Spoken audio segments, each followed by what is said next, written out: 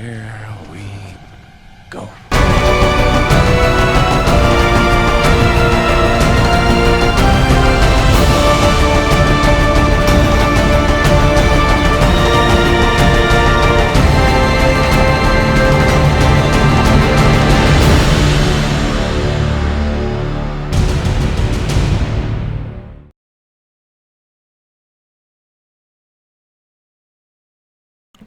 In 1992, writer, producer, and director Quentin Tarantino made one of the greatest heist movies known to modern-day cinema.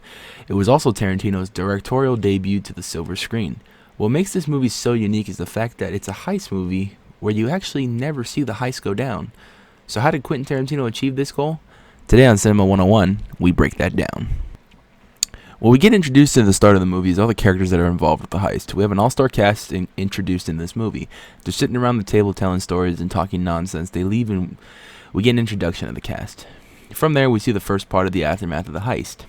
We see Mr. White and Mr. Orange, who have had it pretty bad after the fallout. Quentin Tarantino puts this in the very beginning of the movie to establish that the heist they planned didn't turn out the way they wanted, which establishes our main conflict of the movie. Who sold out the crew? As the movie progresses, we learn more and more about the character and uncover the plot with different points of views of each characters. We start with Mr. White, who only explains the situation in his point of view, at which point Mr. Pink inserts himself and talks about and how stuff didn't sound right the way Mr. White was explaining it. Mr. Pink then starts talking about his point of view and we see him running from the scene. We get a visual on his story as to what went through post-heist. He's getting shot at and ends up getting hit by the car, which he stills. Throughout everyone's story, they say how 1 minute Mr. Blonde was doing his part in the heist and the next minute he went crazy and started killing everybody. We hear throughout the film that it was actually Mr. Blonde who was the one who ruined the whole heist and drew the attention of the cops to the heist. After the confrontation with everyone else in the warehouse, Michael Madsen has one of the best cinematic moments in the history of cinema. He tortures a cop while dancing to Stuck in the Middle with You. I'm so scared because I fall off my chair and I'm wondering how I'll get down the stairs. As Mr. Blonde is about to finish the cop by setting him on fire, Mr. Orange wakes up and essentially kills Mr. Blonde. Right here it is revealed that Mr. Orange was an undercover cop all along and he was the whistleblower for the heist, and that he was behind the cops being at the heist. From here we see Mr. Orange's backstory and how he joined the heist. We see him rehearse the script and his character. As the story progresses, we see the first meetup with the heist crew, to where they get the nicknames to the essential heist setup. We then come full circle when Mr. Brown, Mr. White, and Mr. Orange are in the car together, and ultimately we see Mr. Brown die. Mr. White and Mr. Orange escape to another car they steal from a pedestrian. We then see how Mr. Orange gets shot in the stomach. From here, we get all caught up as to what happened and revert back to the scene with Mr. Orange on the floor and the cop still tied down to the chair.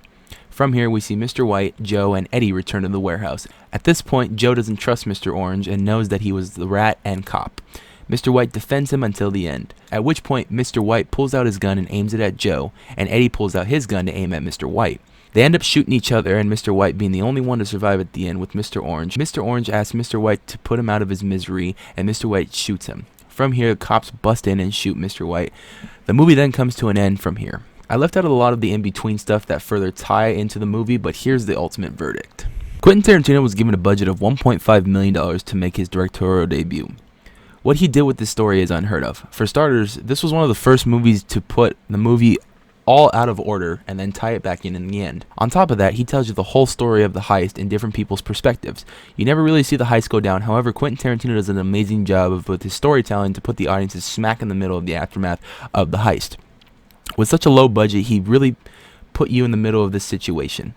That's how Quentin Tarantino made one of the greatest heist movies of all time without ever showing the heist. Now we will eventually dive deep into the expanded universe of Quentin Tarantino later. But for now, I'm Anthony from Cinema 101. We'll see you next time.